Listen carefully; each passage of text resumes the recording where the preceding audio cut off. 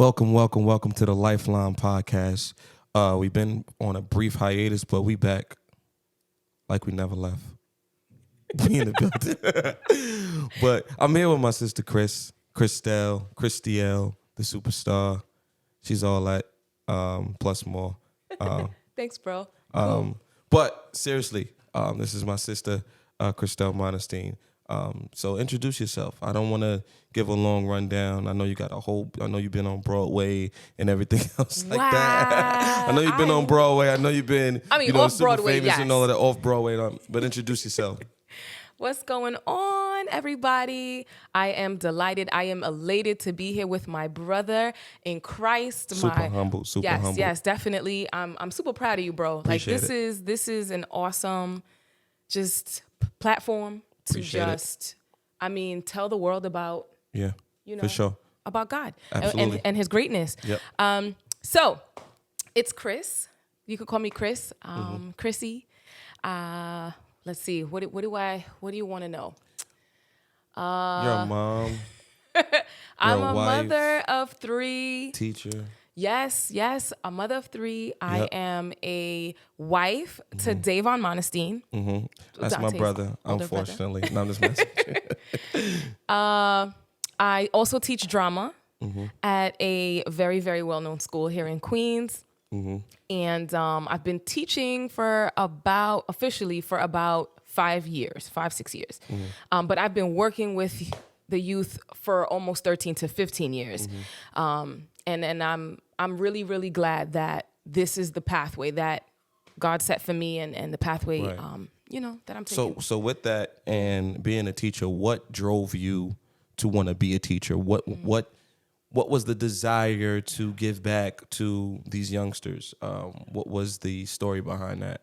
Yeah, definitely. So what's funny is I actually didn't want to become a teacher all my life. Right. So what did you want to be then?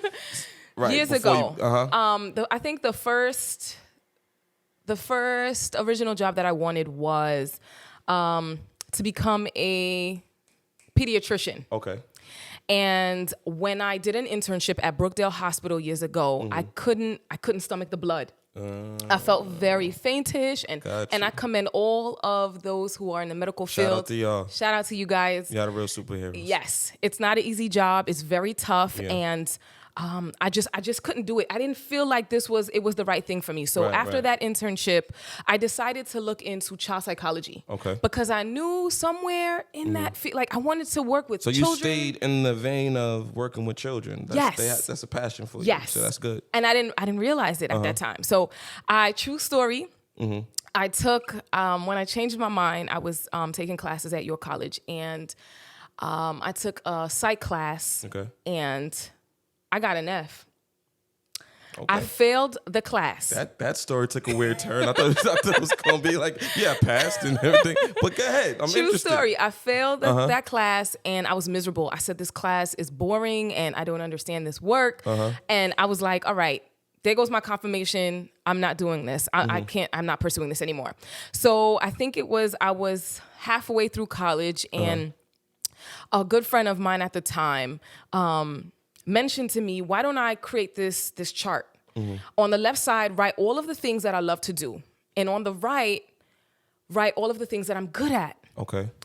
And I said, really? How is this going to help me figure it out? And he said, just do it. So I wrote the list out, and on the things that kept coming up was children, like working with kids. Okay. I don't know. I love children. I think for me, it brings joy and a smile to my face when I can share good advice. Yeah. I can be that great impact on a child's life, because coming up is not easy, right? Right. Yeah. So I said, okay, fine. What am I good at? Well, I can teach, I guess, and drama wasn't there yet. I just knew that for me it was mentorship. It was more like a big sister, a coach. That's interesting, because I always pegged, and then I didn't know that. I always pegged that you were always interested in drama. No. I never thought that was something that was far from your mind, which is very, very interesting. Yeah. That you took that turn. But go ahead. But that's just amazing to me. I didn't know that. Yeah. I'm glad you said that, because I think I believe drama found me. Okay. again, in midway through college, sophomore year, I'm like, what do I study? I have 2 more years to go. I have to graduate. And there's so much pressure because my parents already, they were rooting for me to go into the medical field. That was big. If you're Gotcha. Haitian, Right. doctor, lawyer, engineer, listen, that's when you're making it. You know what's so funny? That's not even a choice. You don't even have a choice in the matter when it comes to certain things, when it comes to certain cultures and all of Absolutely. that. Like the choice is already made for you. Yes. But yeah. And could you imagine how nervous I was to break that news to my parents, to tell them, no, I'm not pursuing what you want from me. Wow. How was that conversation? Oh. And what was the days leading up to that, the anxiety leading up to that conversation? So that's man. intense. I know. And Yeah. it's what's so crazy is I just had this conversation a few weeks ago with my 8th graders. I was covering a class, and I don't know, out of nowhere, they weren't doing anything. So I said, hey guys, and I just started talking to them, and I just started encouraging them and motivating them. And then the story came out. They said, well, why are you here? Why did you become a teacher? And then I went, so I feel prepared today to talk about this. So real quick, going back to that time, I didn't know what I wanted to pursue. And that's why it's so important to surround yourself around people that know you, or just positive people.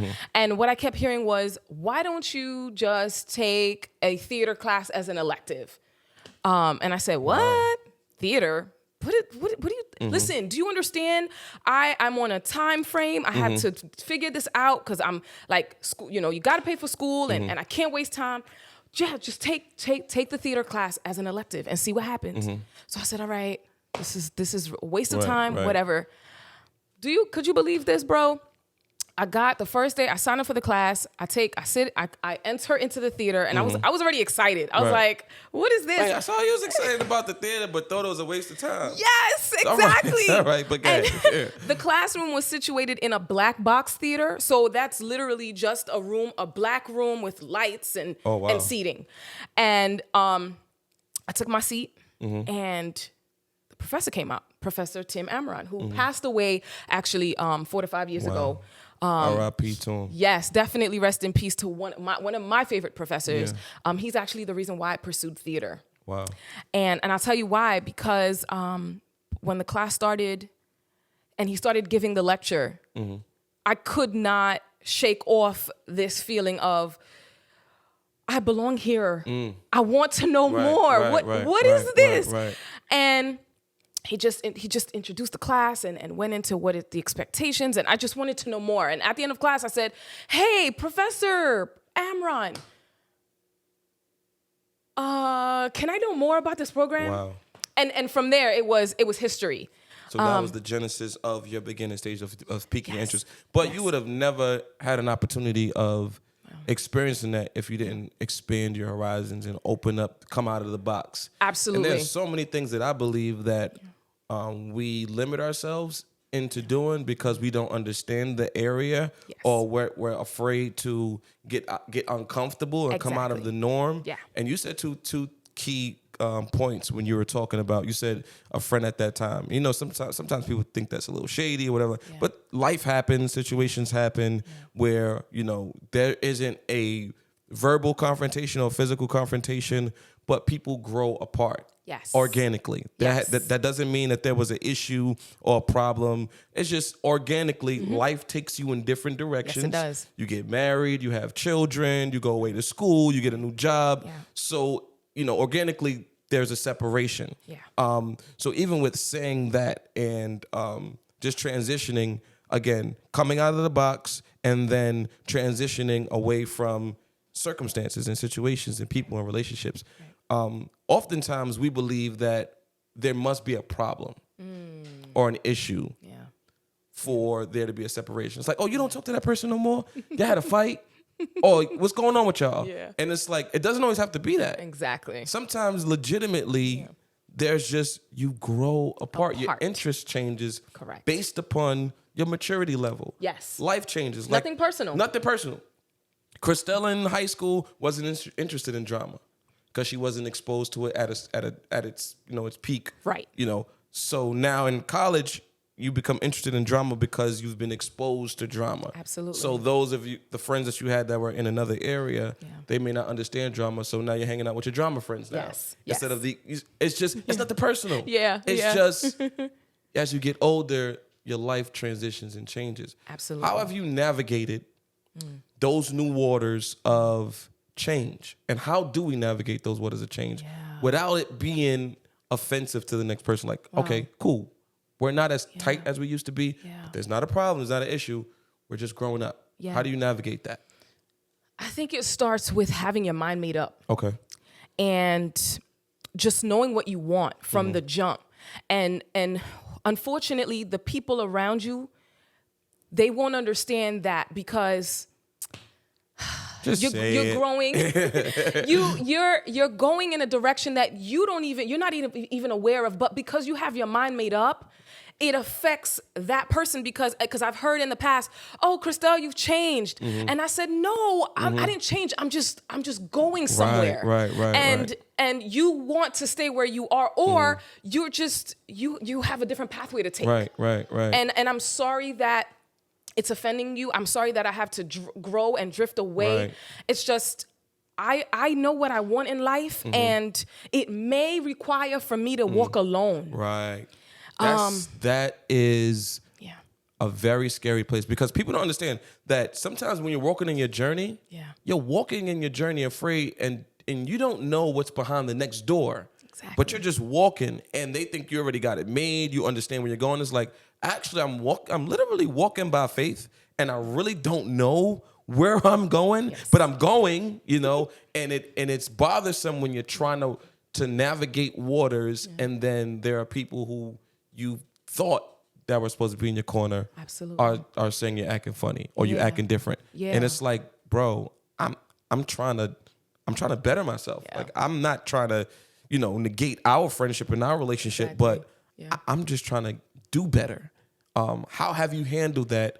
Because I've gone through it with friends or even family members who felt like I've changed or I'm acting different, and it's like, no, I'm growing, I'm evolving. I've evolved to a better version of myself. That's a good word. And how do you handle those disconnecting friendships, of course, family relationships, and still be true to who you are?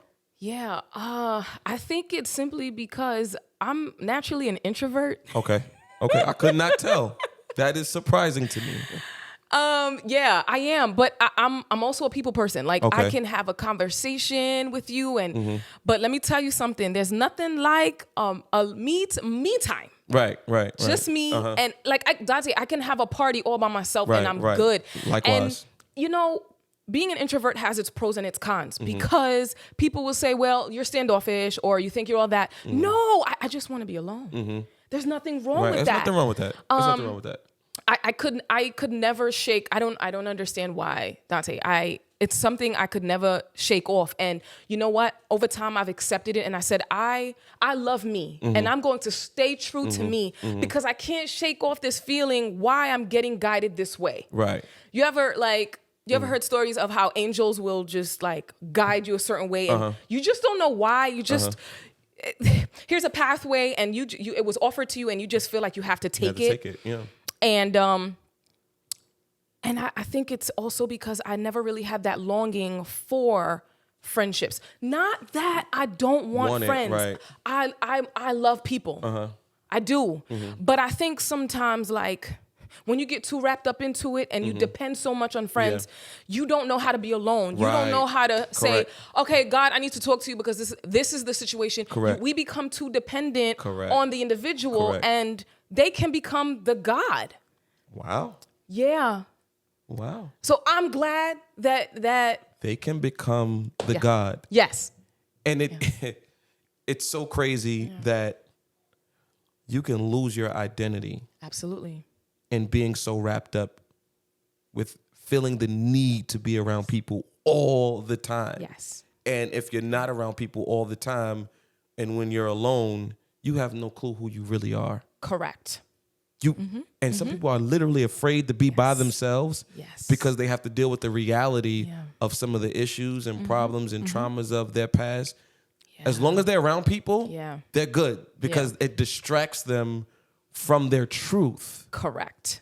And alone time is essential because you learn about yourself.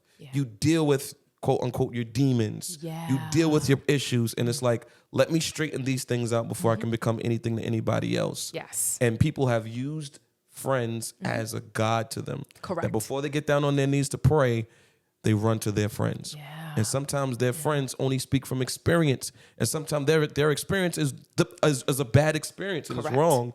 And it transitions the person that they're giving experience to or their advice to into a worse condition or worse condition. Excuse me, not worse, worse condition. Absolutely. So with that being said, how have you handled that with friends or family and different things of that nature? Because you got married, right?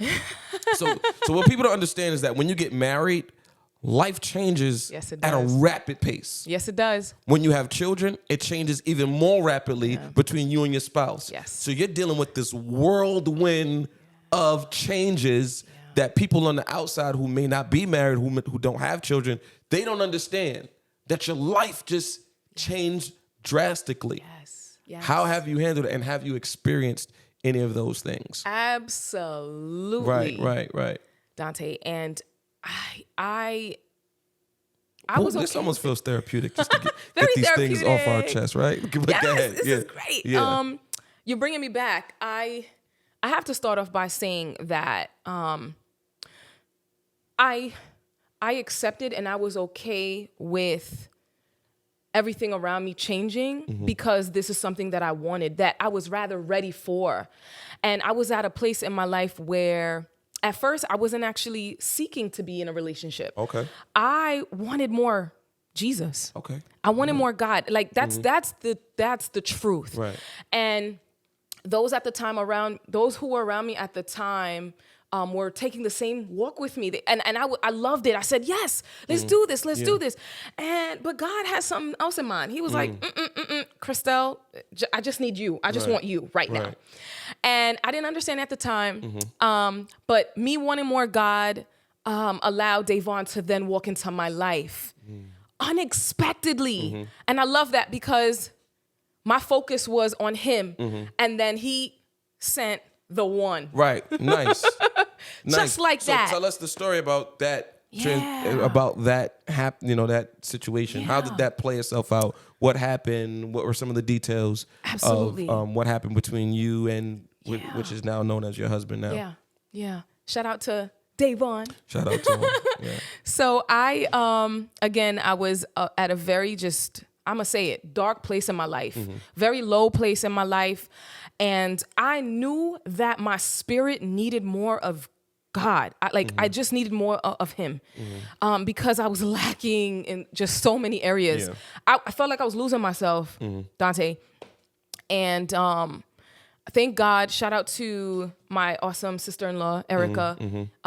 Shout out to my sister. At the time, they invited me to my church now. Mount Pleasant Pentecostal 344 Church. Tompkins Avenue, Brooklyn, New York. Yes. With the 144-80 Guy Boulevard. Sorry, shameless plug. Sorry. You know we got to put that out there. With the amazing Dr. Pastor Elaine Monestine and you, overseer Gabriel Monestine, who are amazing in-laws, by the way, in loves. Love you guys. And I'm grateful that I was able to be blessed and favored to be married into such a, I'm going to say, like I've heard before, royal family. It's the royal family. No disrespect. For real. This is not, and I hate to get off the topic, but, people have a real common misconception about our family, which is so crazy. I don't even know where it comes from, but we're like some of the most down-to-earth, cool, super regular, totally not high maintenance. Like you cool. Yeah. It's all love. When you come around us, we treat you like you family. Absolutely. But for sure. No, like for real talk. Yeah. I've always wanted brothers. So to be married into a family of that's what's up. What, five. Five, yeah. 5 of you guys, brothers. 2 older and 2 sisters, in-laws. It's a blessing. And then to have in-laws, like, I'm surrounded by what I've always wanted. And you guys are so inspiring and motivating. Like, not to get so much off topic. I'm so humbled and so blessed to be a part of this family. Like, the Monestine family. Like, did you research the last name? Monestine? I don't take it for granted. Yeah. And I always have flashbacks, and I always say to myself, like, I look up and I'm like, God, thank you. You know, why did you choose me? But thank you, thank you. Right. By the way, so I'm going through this transition, and Davon walks into my life, but I still don't see him yet. He was vacuuming, he was cleaning the church, and he cracks a joke, and I was on my cell phone because I learned how to, as a young lady, to respect myself. I didn't know who was talking to, like, I wasn't looking for that. Right. So he started talking to me. He cracked a joke, and Did you laugh? Was it funny? I laughed, but it wasn't funny. No, Davon's funny though. That's one thing I love about him. He wasn't funny. At that moment, he wasn't funny. Yeah, I wasn't paying attention. No, I don't think so. But yeah, I wasn't paying attention. I didn't see him yet. But you know, it'll sound better if it comes from him. He saw me. I didn't see him, and so I continued minding my business. And long story short, I remember the story like it was yesterday. I remember being called up to sing a duet with my sister, Created Me a Clean Heart. And I was like, wait, how they know we could sing? Like, I'm hyped, low-key hyped. And I was like, how they know though? So I'm playing it off. We sang the song, and listen, like anybody who knows me, I love the Lord. And if you only understood what He's done for me and what He's pulled me out of. We're gonna get to that. We're gonna get to that testimony for sure. That's where the worship comes from. That's where the songs come from. Yeah. It comes from how He turned my life around, and He didn't have to do it. Yeah. So later, I guess a few weeks go by, and I think we're in November, and the church was going to convocation, I believe. Yeah. In Baltimore. So. Yeah, I believe so. And we are on our way there. My sister and I, and beautiful service, awesome service. I enjoyed myself. And I forgot to mention the reason why I kept going back to Mount Pleasant. I forgot that part. I had an experience. Okay. An experience that I've never experienced in any other church. Shout out to my home church. But again, like I said, at that time, I was going through a transition. Yeah. And I had to follow this calling. I just had to, it was in my heart, and I had to follow it. I had to answer the calling. And I remember it was a Tuesday night service. I walked into the church in my pants, and and I just wanted God. I just wanted God. And I remember feeling different. I remember feeling a shift, like almost like God touched me. His spirit, the spirit of God touched me. I can't explain it. And I said, I remember going to the altar and just giving God my all. Yeah. And I felt His presence. At the time, a minister, I had to close my eyes just to picture it again. I remember a minister laying their hand on my back, praying for me. Yeah. And I remember just crying, but it was tears of pain. It wasn't coming from a good place. It was more like, God, I am ready to surrender. I am ready to lift up my hands. I am ready to just accept you as my personal savior for real this time. Wow. Not based on what mom and dad taught me, because they taught me well growing up, but I was playing 2 roles. I was living 2 lives. It wasn't real. I was in the party scene. I'm gonna say it. I was immature, and I was getting caught up in the wrong relationships and getting bad advice, and I was just in the wrong hands. Yeah. Wow. And I felt the power of God in here. I felt the power of God. Like, I said, wait a minute. Yeah. It was like this consoling, comforting feeling, this presence that came over me. Like I felt Christ hug me. Yeah. And I just felt Him saying, it's okay. I forgive you. Because all I wanted to do at the time was confess my sin. I said, God, I did this and I did that, but I don't want it no more. Yeah. you know, can you really show me the way now? Wow. Because growing up, I've always had these little conversations with God because I learned it growing up. You can talk to him and he'll answer you. Yeah. But that day, it was the first time that I felt Christ move on that altar for me. Wow. I just cannot explain. I've never felt that before. Wow. And I said, something's different about this church. Yeah. Something's different about this church. Yeah. And that's the first day I got my deliverance. See, when I let Christ in, that's when things started to change. Things started to shift. Even family. For me at the time, when I noticed family coming against me, and not to speak against, I just got to tell it as it is. Right, for sure. Because Christ came to take me out of whatever I was in at the time. And he pulled me out of it. And I'm not ashamed to say it because it's my testimony. Right, but for sure. Christ saved me from witchcraft. Wow. I was in a household of witchcraft. Wow.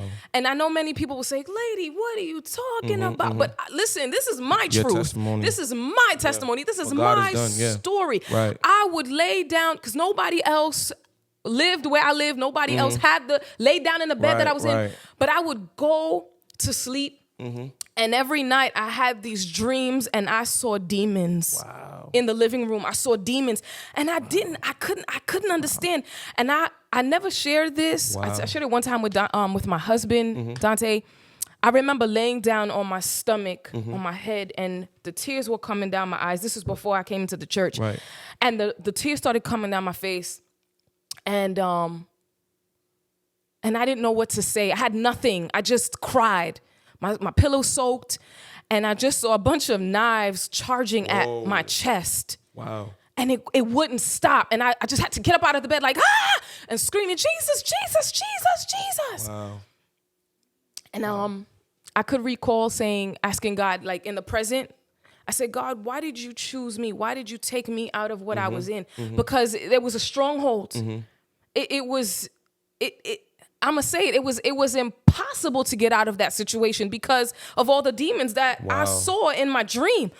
Why did you pull me out of it? Yeah. And he said, because you chose me. Wow. Christel, you've accepted me into your heart. You want me. Yeah. And I said, yes, it's the truth. I do. I do want you, Lord. There's just something different now.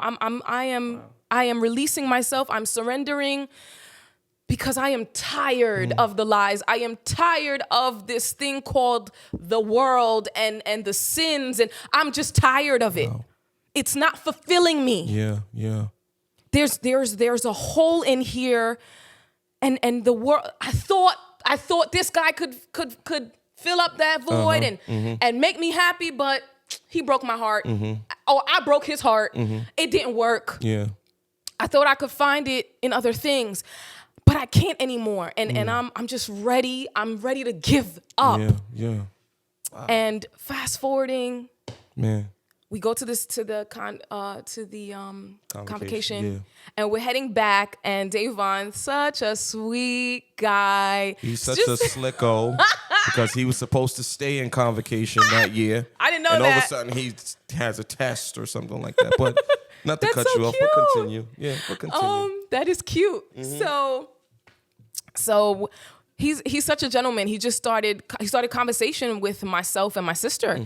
And I could remember the whole bus ride just laughing because it was so like he didn't force the conversation. It was just natural. Like we were just having a conversation. Right. And I'm sitting there like, why do I feel like I know him? Like he's just mad cool. But to me, it was just like, this is a great brother in Christ. That was it for me. Right.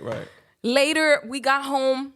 My sister and I, we got home and we were just all smiles, just really happy about such an awesome time. Yeah. The service and even the conversation. And I felt like that was more confirmation for me to attend Mount Pleasant. Like it was just like God was just like, yup, I'm gonna show you why. I'm gonna show you why I belong here. Yeah. And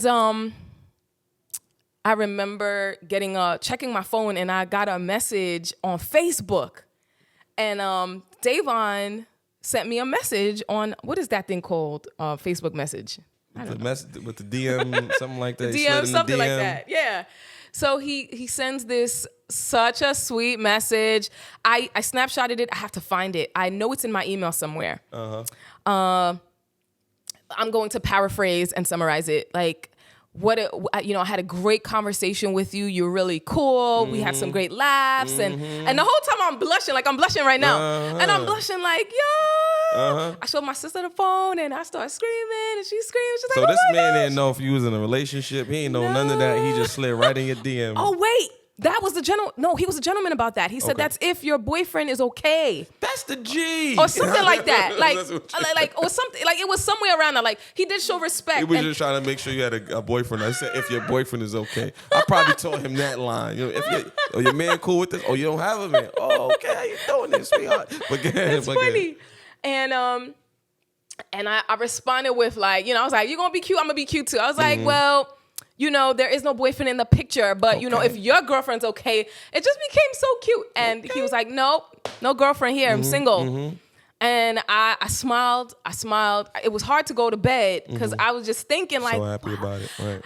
But I did something different. Speaking about that night, I did something different that night, Dante. I got on my knees. And this is like when I started to, shout out to my amazing pastor who leads such phenomenal Bible class lessons, because I remember, and New Believers class, because I remember right before that message, I was taught to just go to God about everything. Like I was being guided on how to grow in Christ, how to just grow in my relationship with him. That's what it is. And to consult him about everything, especially after having such an amazing breakthrough and surrendering. I said, God, you touched me that day. You're real. Yeah, for sure. It's time to seek you about everything. So I got on my knees and I said, Lord, it's me, your daughter. And this young man, this gentleman, man of God, is seeking to talk to me. Do you think this is a good idea? Like and I went on, I was quiet about it. It wasn't like a prayer that I did out loud. I didn't say it to my sister. I didn't share with anybody. It was just me and him. And I said, Lord, show me what is Davon's purpose in my life. Yeah, for sure. That's what I want to know. And I know this from experience. You sent, there were people that you sent in my life. They were there for a season. And there were also people that you didn't want in my life. Right. Yeah. So this time I'm consulting you. That's important. That's very key. important. Key.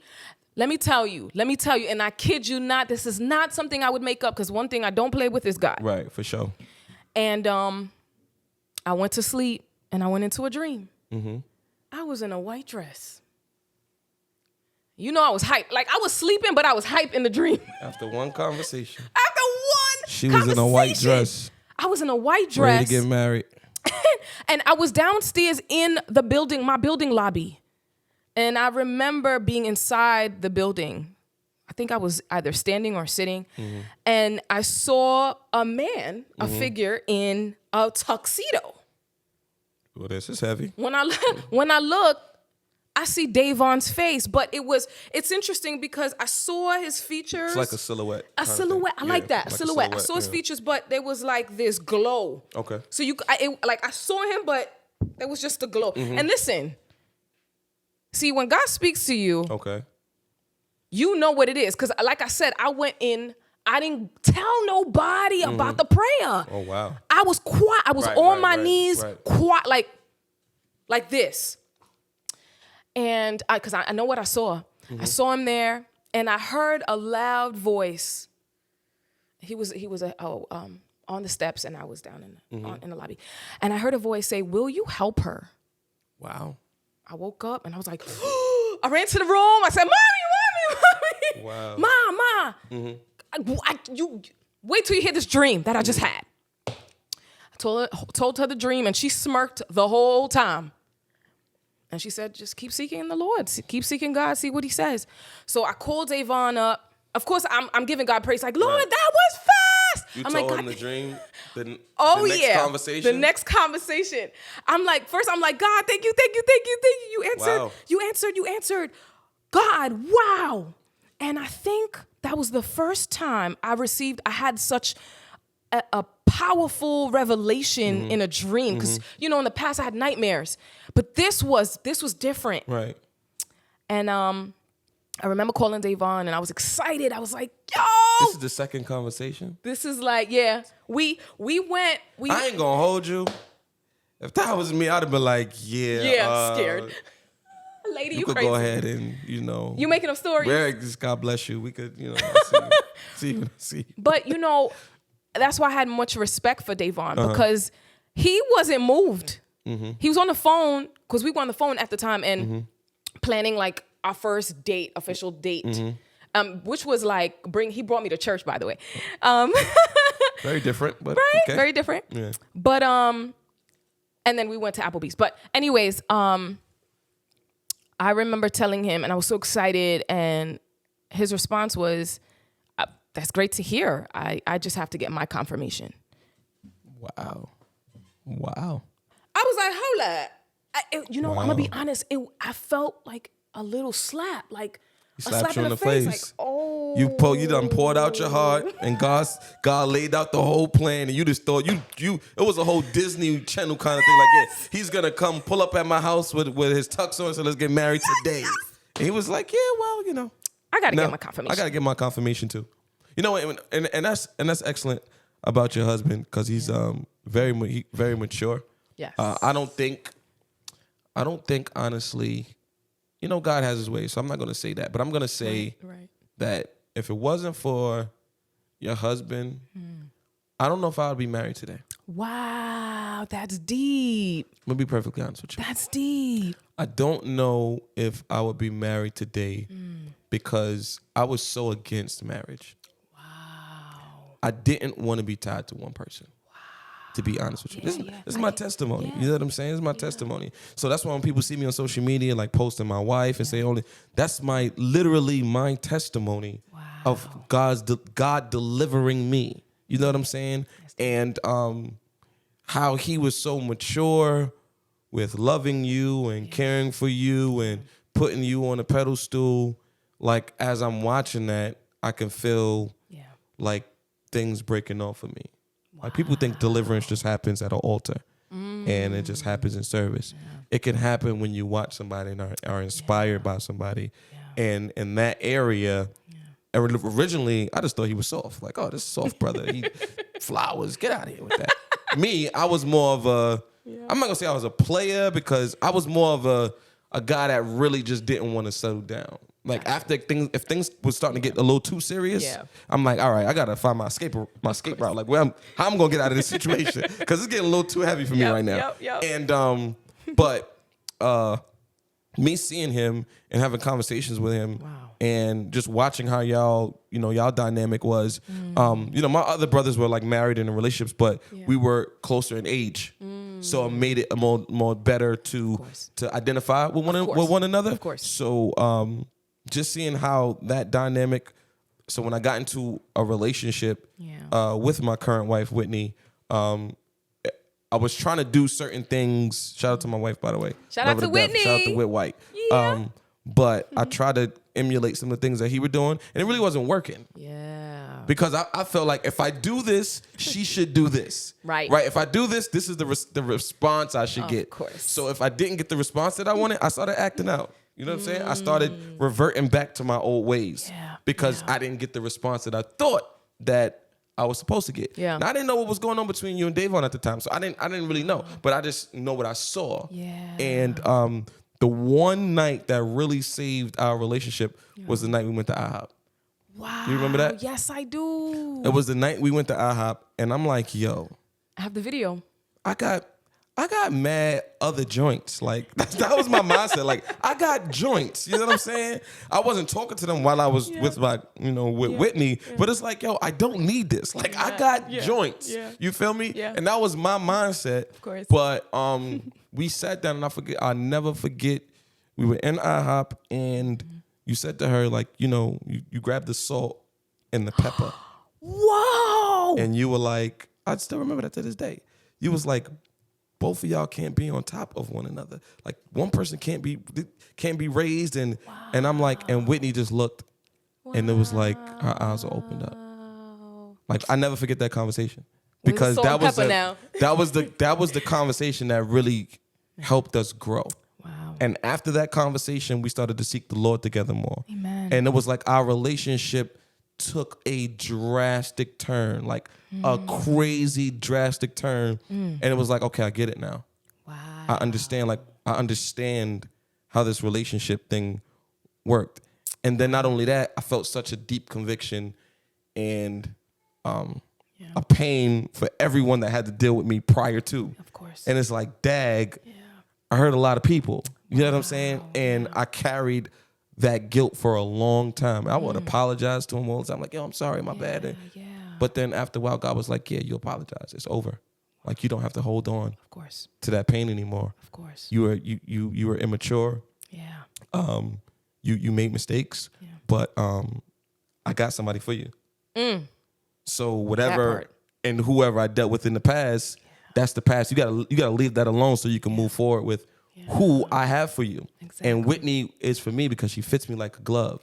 She knows when to leave me alone. She knows when to crowd me. Yeah. Whitney don't play about me. That's one thing Whitney does not play when it comes to me. And it's like, that's so cool that she doesn't, but God made it so that whoever he has for you, that's it.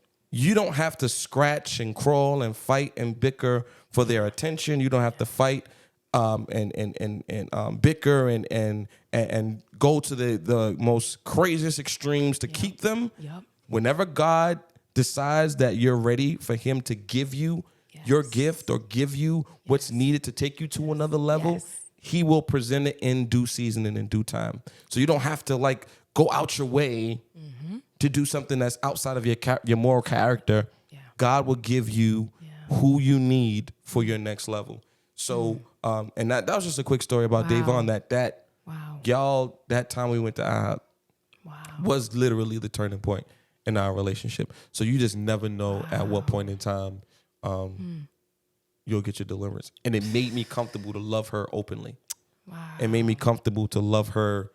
And it's not fake. It's not phony. Like how we are, how I am on social media with my wife is how we are in public and in private. Like that's just how we get down. Like that's my best friend. I see it all the time. That's my best friend. Like literally, that's my best friend. It's like beautiful. We talk about everything. Sometimes it's TMI, but that's literally my best friend. Yes. You know what I'm saying? Yes. But not to take over, but that was just a cool segue that very I just inspiring. felt like, that was what you and Davon did for us. And there's been other, couples and different things that we've take bits and pieces from. But it really blessed our lives. It really did. And I just want to thank you guys publicly for that moment in time that really transitioned us to where we are now. And we just built off of that moment, that small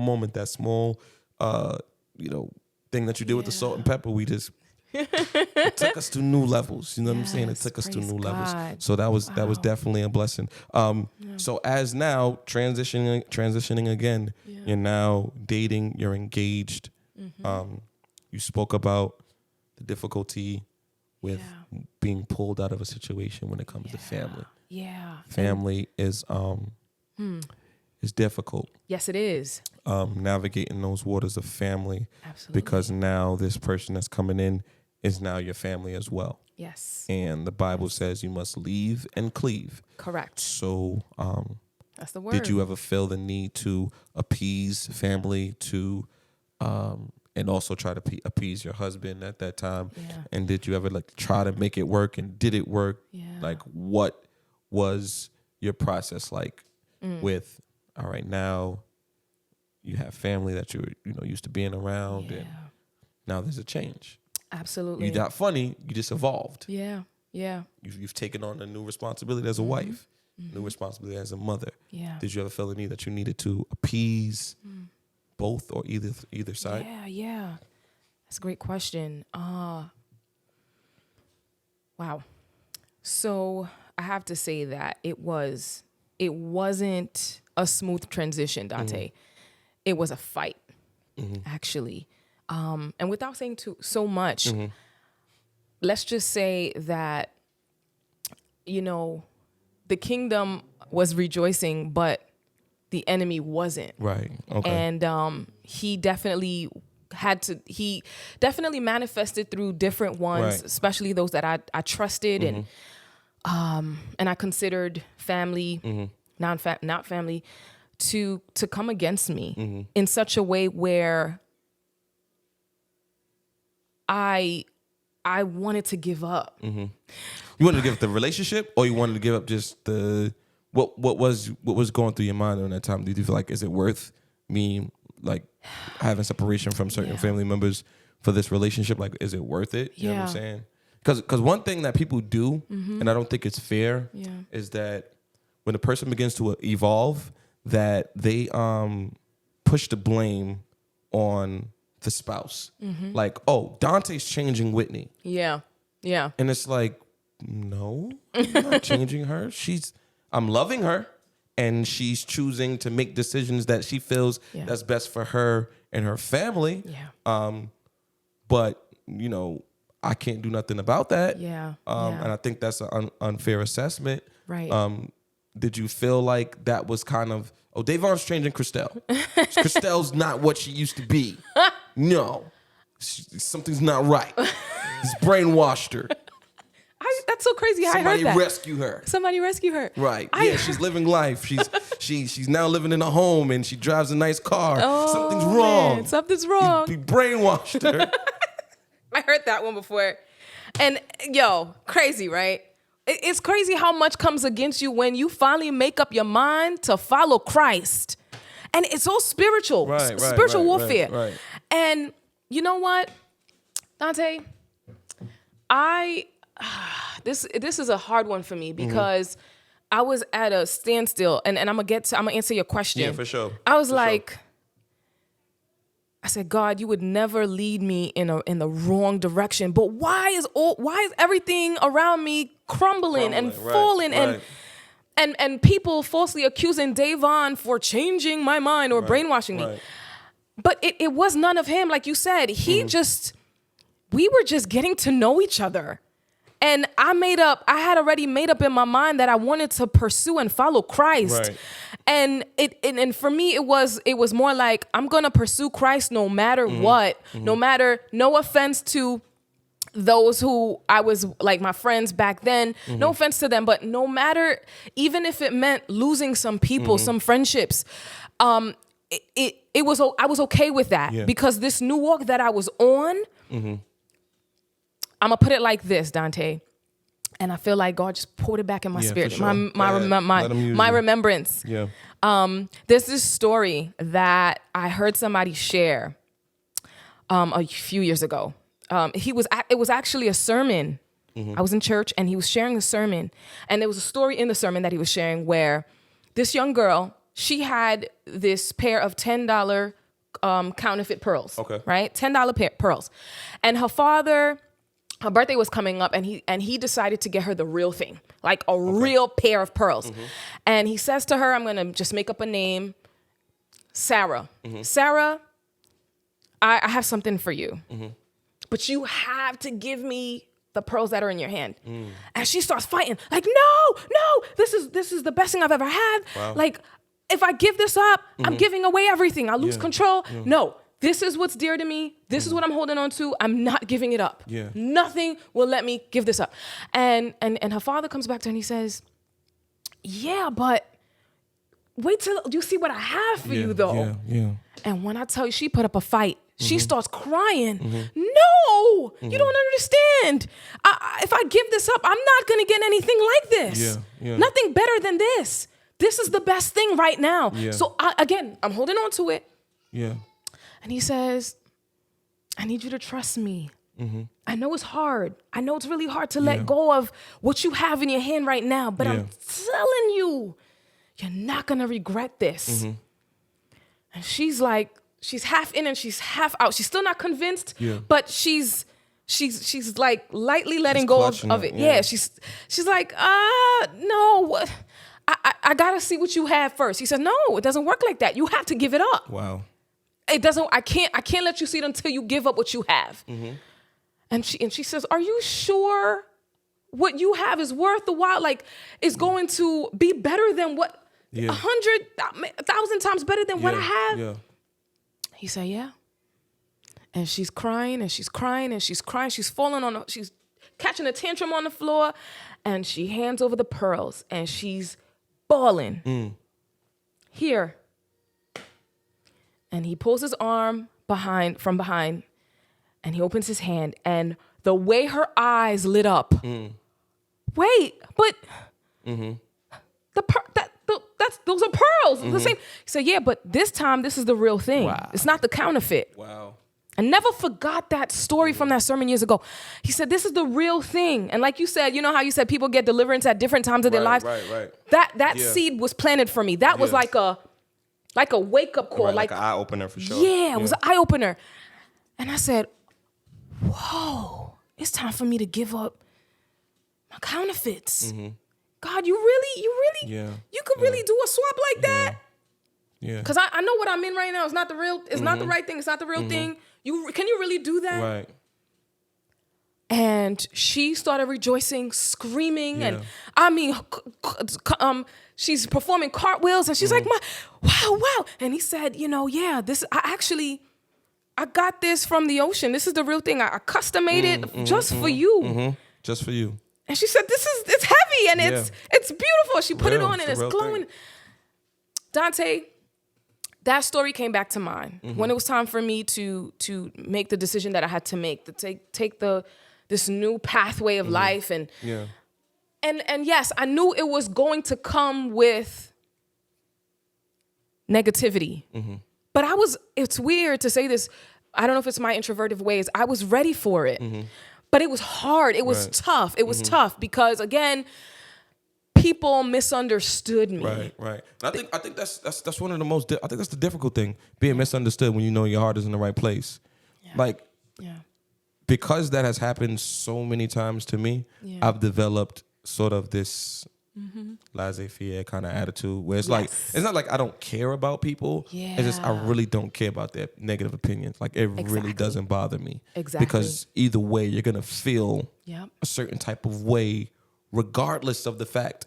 And I feel like as long as your heart is in the right place and God knows your heart and you're genuinely a good individual trying to make great decisions, sometimes your decisions is not going to be approved by everybody.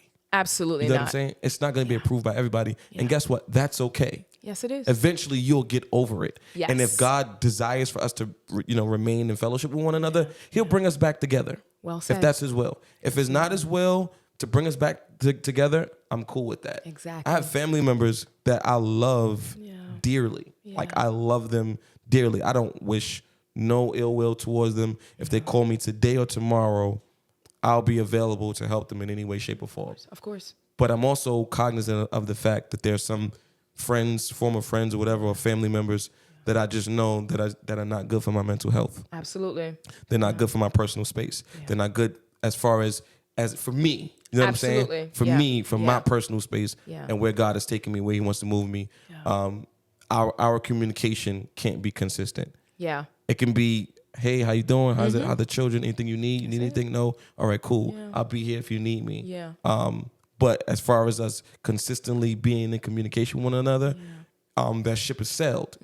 And I'm okay with the fact that ship has sailed and it's nothing personal. But I'm just okay with God moving me in another direction. Absolutely. What do you say to that woman that is almost being pulled back by our friends and saying, no, you changed, and no, don't let that man change you, or you acting different, or you don't have time for us no more? What do you say to that young girl who's being placed in a position where she almost has to make a choice between a relationship with a man she knows that God has for her and the friends that she doesn't want to offend? Wow. Like, what do you tell her? That is so real. I have to say, remember who God is to you. Yeah. Remember what He's done for you. And remember most importantly that He'll never leave you Never. and or forsake you, right? Like the scripture says, or even lead you in the wrong direction. Yeah. And I want to also add, you have to trust him. Yeah. And I say that, like the story with the pearls, you really have to trust him, because he's not, there's a reason why you feel driven the way that you feel. Yeah. There's a reason why you know that this is the right situation for me, right? And it's almost like you don't even feel apologetic.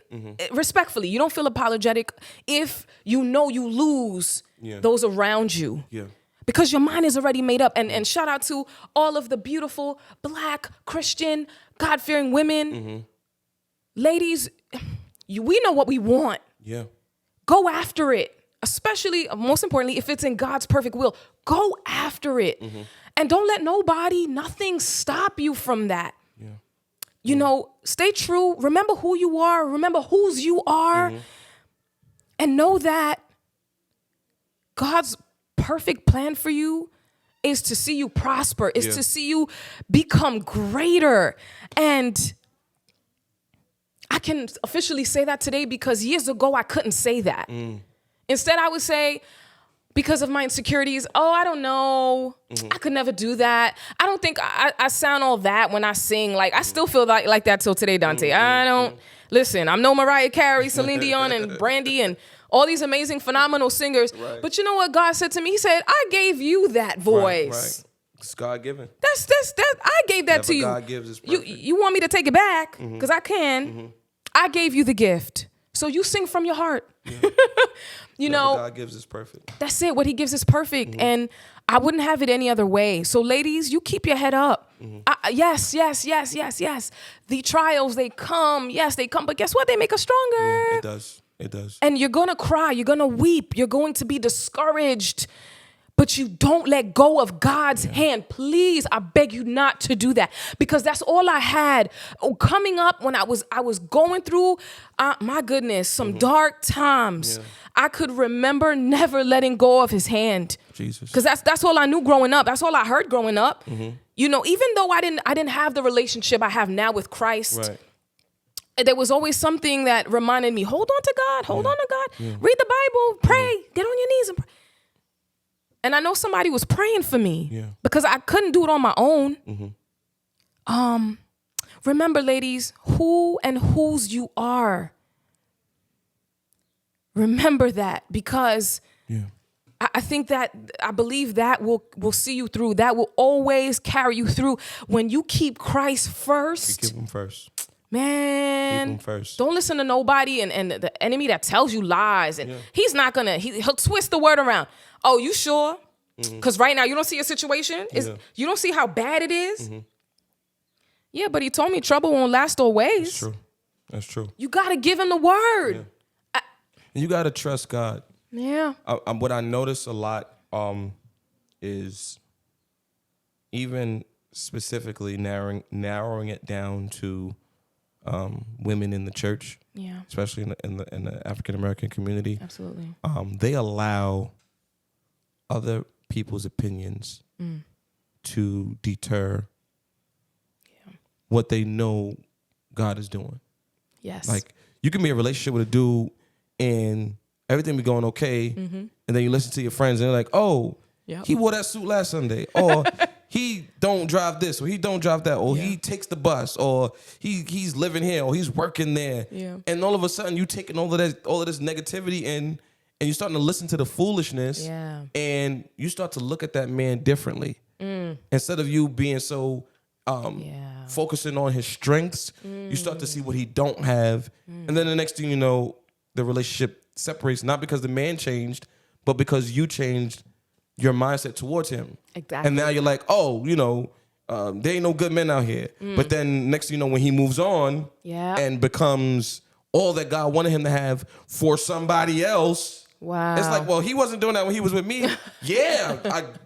You want to know why? Yep. Because you didn't allow God to inspire you to be what he needs. You weren't his Lois so that he can be Superman. And the moments he was Clark Kent.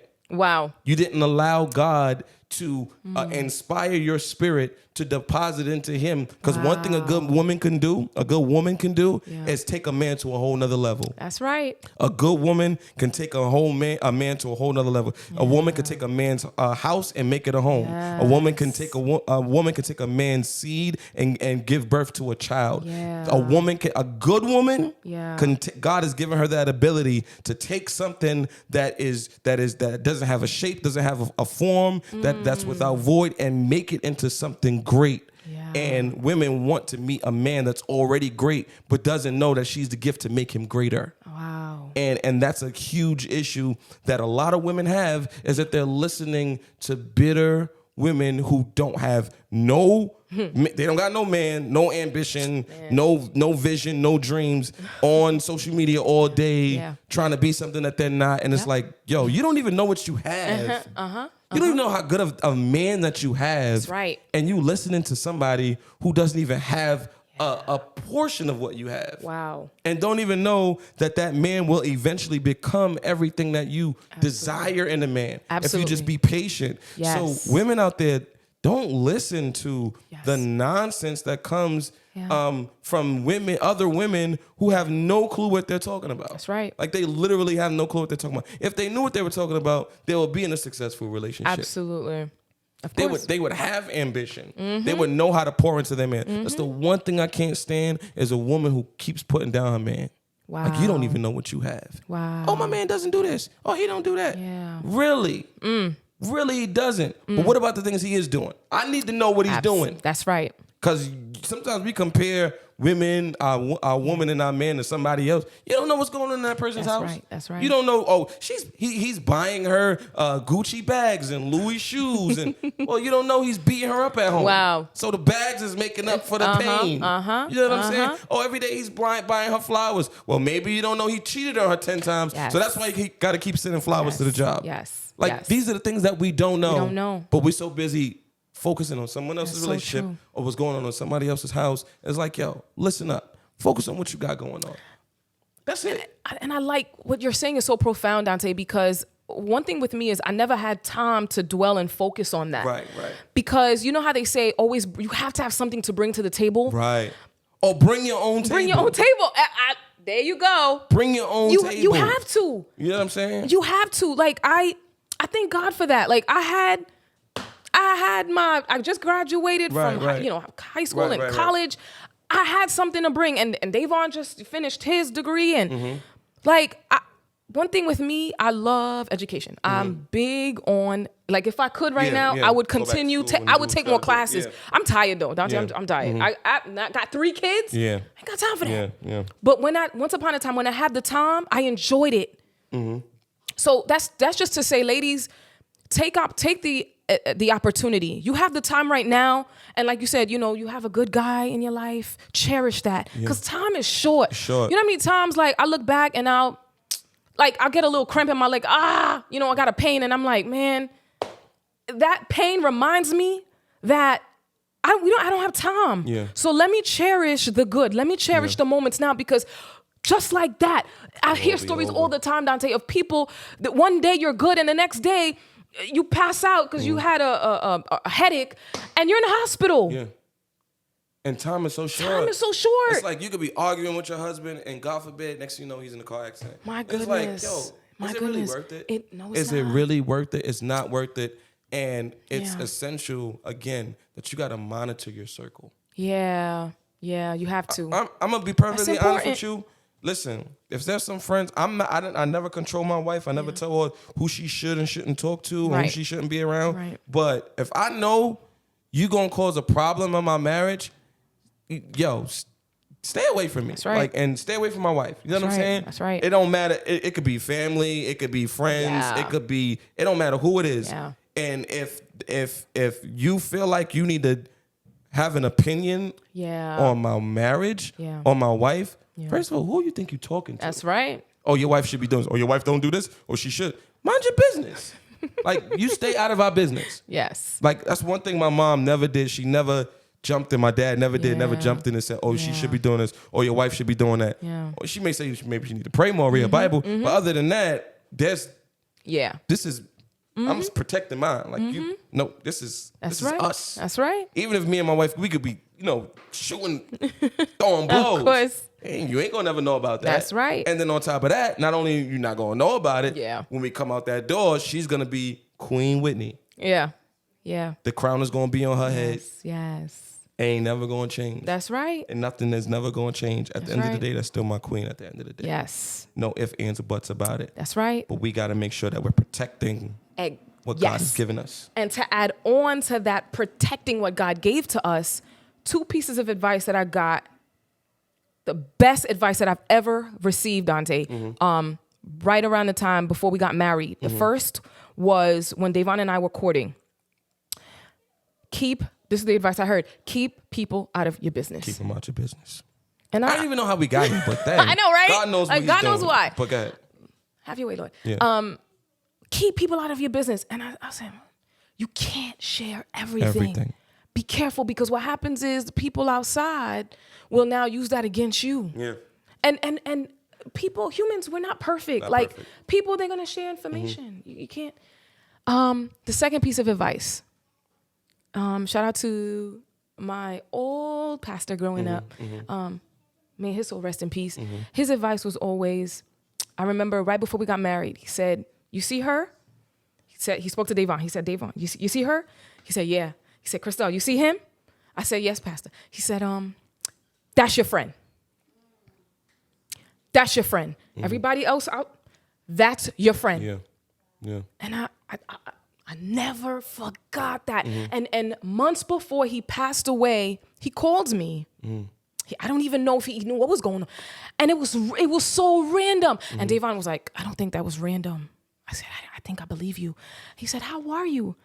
I was so shocked. I said, you sure you called the right person? I was just in shock. He said, no, I know who you are, Sister Christel. I know who you are. And I said, how are you? At the time, Pastor Thomas, the late Pastor Thomas, how are you? And I said, I'm well, all is well, thank God. And this is a conversation I'll never forget. I was so excited to hear from him. I said, Pastor Thomas, you remember the advice you gave me and now my husband? I said, I still follow that, right? And I could hear him, he was a little quiet on the line. Almost like he was smiling or I don't know if he was smiling or if he was emotional. Right. But he said, really? I heard the emotion. He said, that's good. He said, that's very good. That's very good. I said, yeah. And I was so excited to tell him that. I said, I remember the advice you gave. And I said, I still follow that. And I thank God for that because Dante, 6 months later, Davon got his confirmation in a dream. Wow. He was at a family barbecue reunion gathering. He'll tell you the story. And I was laughing. See, 6 months later. So I had to wait 6 months. Wow. And he kept stuck it out too. You tugged it out. I held, why? I held on to the dream God showed me. And that's the thing. When you have that relationship with God and you know how he speaks to you, don't doubt him. Right. But hold on. I ain't going to hold you, Chris. I ain't going to hold you. Make sure it's God telling you that. Make sure that dream came from God. That's what I'm going to say. Because I done had some people come to me and say that God told them that I was their husband and they dreamed that I was their husband and God never showed me that. No disrespect, no shade at nobody. But you got to make sure it came from God because you're going to end up getting hurt. You know what I'm saying? So this is why it's so imperative that you also have discernment, which I know you do. Correct. Because they know which God they heard from. There you go. We got to stop that. Got a lot of gods. They know that. Don't mean he's the King of Kings and the Lord of Lords. See, that's Alpha and Omega, beginning to end. That's it. There's a lot of gods out there that people pray to. So maybe God did tell you, but maybe it's a different type of God. That deceiving serpent will take form, human form, right? Manifest itself, and this is all the stuff I learned from Mount Pleasant. Like I know this stuff before. Will manifest itself, and they know exactly what the intention is, and that's why it's even the more important that you have that discernment to know that's not what he told me. And I have so much respect for Davon even till today. Like back then, I had so much respect for him because I gained more respect because he checked me. He said, I heard what you said, but God speaks to me too. And you just got here. Right. So I'm like, I ain't gonna lie, I tell Whitney that sometimes. She's like, hey, listen here, baby girl. You know what I'm saying? God bless you, but God has been good to me. You know what I'm saying? But the one thing I do love about Whitney is that she listens. That's beautiful. She gonna humble herself. That's And beautiful. she gonna listen. Whitney could be a firecracker a lot. Yeah. But she also can humble herself and listen and be like, all right, help me. Yeah. Help me. That's Tell beautiful. me what I need. Yeah. Tell me what I need to do. Help me then. Yeah. So if I'm gonna tell her what's wrong, That's right. she's gonna say, okay, what's the solution? That's the one thing I couldn't appreciate about her. And there, like you said, there was a lot of people who were saying, oh, she's not good for your ministry because Whitney she didn't grow up in church. Whitney got saved about 2 months before I met her. Wow. So she wasn't in church this whole time. Of course. So people were saying, well, she's not, she is bad for your ministry. Yeah. She don't know God like that. Some people say, oh, she would never love you like the way that I could love you. People saying stuff like that. And, oh, this would be over in a couple of months. It's a whole bunch of stuff people were saying. Like, it was speaking words. Yeah. But I knew God showed me in a vision of her at the altar. It's important. I remember what she had on. She had braids. She had on a pink blouse, burgundy skirt, a burgundy skirt, and she was bowed down and she was praying and crying out to God. And God said, I'm going to do a quick work in her life, and she's your wife. Wow. That's Literally, deep. I seen it. Wow. And I'm like, oh, snap. I believe it. I'm like, all right. If that's what he said, because that's the first time he's ever told me that somebody was my wife. Wow. I wasn't looking, and this is when we were on rocky grounds and difficult waters. This wasn't at the peak of our relationship when everything is going right. Of course. This was rocky ground and shaky waters. And God said, I'm going to do a quick work in her life. That's deep. And she's your wife. Wow. And when he told me that, it didn't matter what we went through. I just knew. Like, this is what God told me. Because he said it. Because he said it. That is, no matter what happened, he told me. That part. And I had to hold on to what his word said. And I stuck it. We went through what we had to go through, and God remained faithful, and that's what he did. Amen. You wouldn't even know Whitney didn't grow up in church. The way how she is. She's you on wouldn't fire. Even know. She's on fire. She's a no nonsense. Yes. She's holiness for real. Like, she don't play when it comes to certain things. That's her. That's her style. But you said something, Dante, real quick. But God, not in addition to him making her for you, people outside can say, well, what does she have that other people didn't? Or women, right? Right. God already, he knows the qualities that he placed in her because he made her for you. He made her for me. And that's what makes her and you so compatible, for you both to be compatible for each other, because that's what God wanted. You know what I'm saying? And it didn't matter what people had to say. That's it. Their word wasn't the final say. It was God's. It was God's word. That's right. That was the final say. Yeah. So everyone else's opinion didn't matter because of what I knew God told me. Yes. So whenever things get rocky, I knew what God told me. Wow. And when we committed ourselves to honoring him, committed ourselves to doing the right thing, regardless of what anybody had to say or whatever attitudes or issues or shade or whatever it may have been, we committed ourselves to God, committed ourselves to one another. Yeah. We grew as best friends over a course of time. Every day we wake up, we choose to love one another and honor one another. There's not a day that goes by where we don't say I love you. We say I love you maybe, honestly, hand up to God, maybe about 10 to 15 times a day. I tell you, no lie. Beautiful. Every time we get off the phone, we say I love you. We randomly go through that, say I love you, babe. Love you, babe. Just randomly. I promise you. You can call up right now and we be like, how many times we tell each other I love you? Maybe 10 to 15 times a day. Our children, we tell our children 20 times a day, we love you. I'd be like, babe, you know you're my favorite person, right? She said the same thing to me. Like, every single day, we make sure we express our love to one another. That's inspiring. Because it's legit. Like, we know what God has blessed us with. Yeah. And we just we have to be good stewards. Absolutely. Wow. Yes. People just think you're just supposed to be a good steward over money.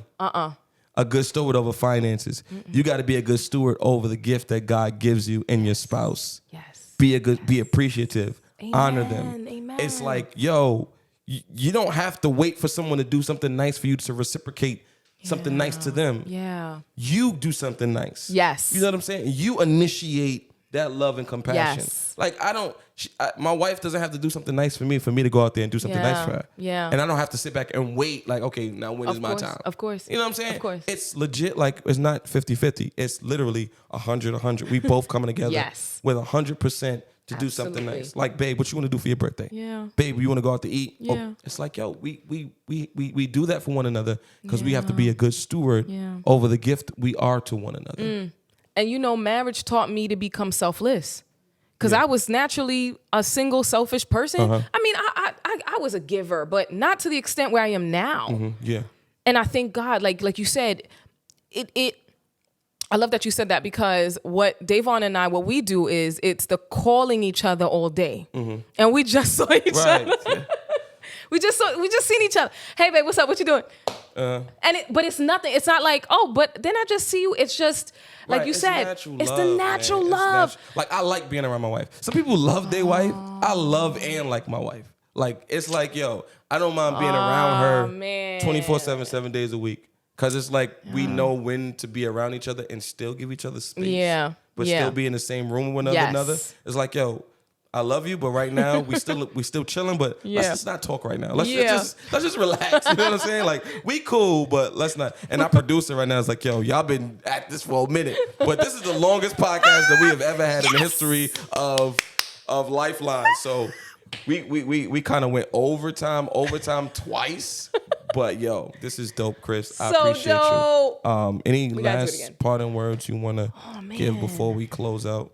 This has been dope though. We got to do part 2. This Definitely. Yeah, this is crazy. Wow, it's so hard to bring up. Yeah, we covered a lot of bases, man. We were all over the place, man. But this was dope though. It was. Yeah. It's. I think it's more difficult to just confine everything I want to say into one little short thing. Right. Man, look.